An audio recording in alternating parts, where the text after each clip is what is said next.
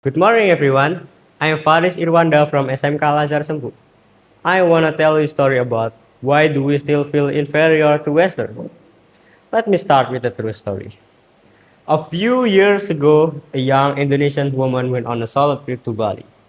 She stayed at a small guest house and often chatted with the owner. One afternoon, while sitting in the cafe, she heard the owner telling another guest, "Oh, you're from Germany? Welcome. You love it here. Our place is very clean, unlike what locals are used to." She sat there quietly, sipping her coffee, pretending not to hear. But she felt something sang. She was a local and apparently her standard didn't matter as much. Why does this happen? Why do we still look down on our people? Let's be honest. Have you ever noticed how we treat foreigners in this country? When a foreigner walks into a restaurant, we treat them like VIPs. When a bule speaks just a little bit of broken Indonesian, we say, "Wah, hebat banget." But when our people speak with a Javanese or Batak accent, we laugh, we judge, we call them kampungan or norak. When a foreigner walks down the street in shorts and sandals, we smile, we say hi. Some people even ask for selfies. But the fellow Indonesian in the same outfit, sometimes we stare, we judge, we call them. Gak tahu tempat. Why? Why do we admire so easily, but often look down on ourselves? This behavior has deep roots. Centuries of colonization taught us that white skin mean power, that Western language mean education. Some say it's a colonial mentality, a leftover from our history of being colonized. Back then, white skin mean power.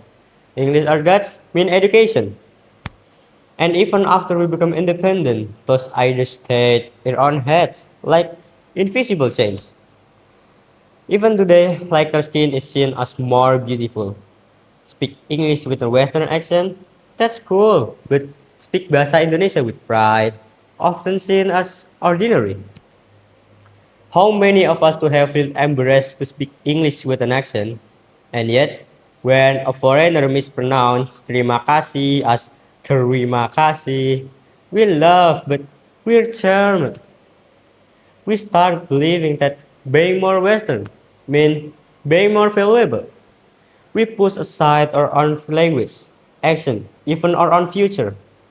We thought, if I can speak English fluently, this in Western brands with my skin, maybe I'll be respected more. So, STEM reacts. Why the double standard? In 2023, a video went viral. A foreign tourist was given free meals, invited to local wedding, treated like a king, just because he was white and friendly. Meanwhile, an Indonesian traveler from Papua who spoke fluent English and ignorant at an airport, security even asked him, "Are you really from Indonesia? Kok kamu hitam dan lancar bahasa Inggris?" That's not just racism, that's internalized inferiority. We don't just treat others better than ourselves.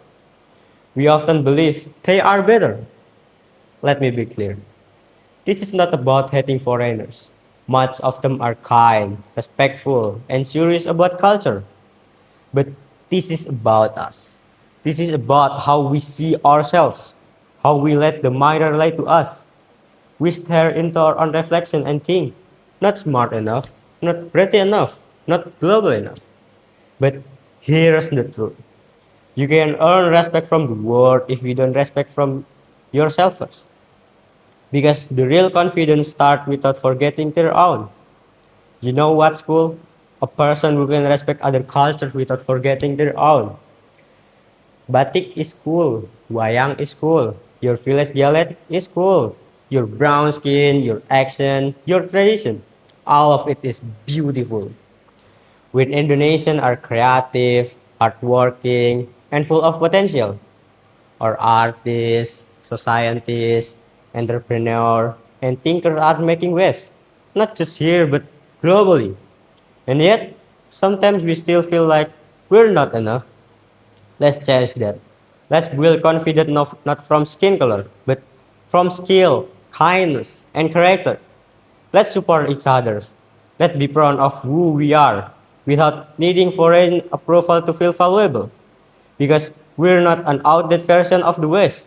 We are our masterpiece. Thank you.